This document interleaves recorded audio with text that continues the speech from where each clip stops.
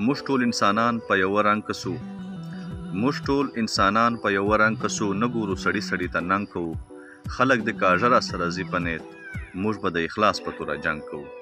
ډېرو ګرانو ملګرو سلامونه نیکې هیلې احترامات مې قبول کړئ.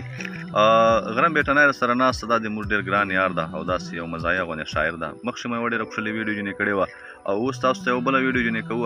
امید کوو چې تاسو به خوښه سي.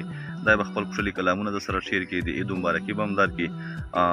سوري خفه نه سئ، د ما له طرف نه د لوی اختر مبارکي قبوله کړئ او دی به په خپله د عید مبارکي درکړي او هغه نه بعد به ښکلي کلامونه در سره شیر کړي.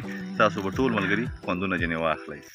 السلام علیکم مینوالو ټول ستړي مسو ټول د اختر مبارک سي. خوشاله د سچو سیف سره ناست وای چې خامخا به فرمایش کوي او چې خلکو مثال لکه ډیر پسند کړی او چې نه مې پرېږدي چې غرم دغه وکړه او پروګرام وکړو. سچو سیف خو کولای نسو کامو ده او خامخا به چې درته وای خو چوخه پاو کنه سي. او بالکل صحیح. چې سچو سیف وتا ته به وکړو او بل چې موږ لغره ور راولو ډبر سره خو میاسي خو نو شرمولو بیا مې سختي خبره جوړه کړې من میاسو ته پولې جنگیلان میاسو ته پولې جنگیلان ورکه د سمر شدانی تاسو زر سولې سوپی او غره خلکو موږ د پیپسي هغه چې پیژندل بالکل جو سموسا د پیپسي دا خو نه پیژندل بالکل بیا خو لته خو علاقې خو دوره آبادی وي بیا مول اول د پیپسي نه تشله اول د پیپسي نه تشله اوس خو عادت وی جو سپور ډبي تاسو زر سولې سوپی ډیر یار ډیر اچھا اسچو سه دوی درې مټه پیو جوړې وي ارشاد په دوره تا خو ارشاد به حل کو او چې دلته به کومه داسې نروي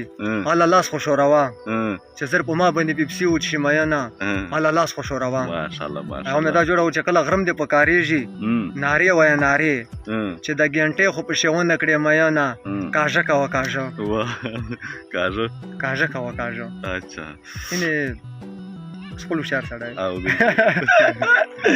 بس چې خو ټول ته مې ډېر سلامونه چې شپره او کسي ورو بیا به مال اولی سره دا مې سچو سپ تا به وکړه بیا موږ بیٹانای د مسیر سر کور بیٹانای دا کام دا